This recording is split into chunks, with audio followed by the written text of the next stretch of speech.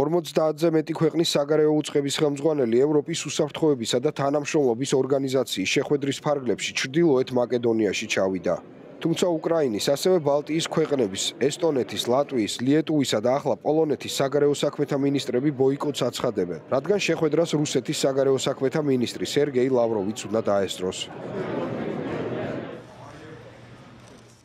შეერთებული შტატების სახელმწიფო მდივანი ჩავიდა ჩრდილოეთ მაკედონიის დედაქალაქ სკოპიეში, თუმცა სერგეი ლავროვის ჩამოსვლამდე ისრაელში გაემგზავრა. ენტონი ბლინკენი რუსეთს დასავლეთსა და აღმოსავლეთს შორის ცივი ომით გამოწვეული დაძაბულობის განმუხტვისთვის მიმართული ძალისხმევის ყველა ძირეული პრინციპის დარღვევაში ადანაშაულებს. მისი თქმით, იგი ეუთოს მუშაობასაც აფერხებს. რუსეთის საგარეო საქმეთა მინისტრი ნატოს წევრ ქვეყანაში ჩრდილოეთ მაკედონიაში 4 შაბათს გვიან ღამით ჩავიდა. ქვეყანაში დროებით მოიხსნა შეზღუდვა ფრენებზე, რათა ლავროვი ჩასულიყო. რუსეთის მიერ უკრაინაში ომის დაწყების შემდეგ ლავროვის ჩამოსვლა ნატოს წევრ ქვეყანაში იშვიათი მოვლენაა.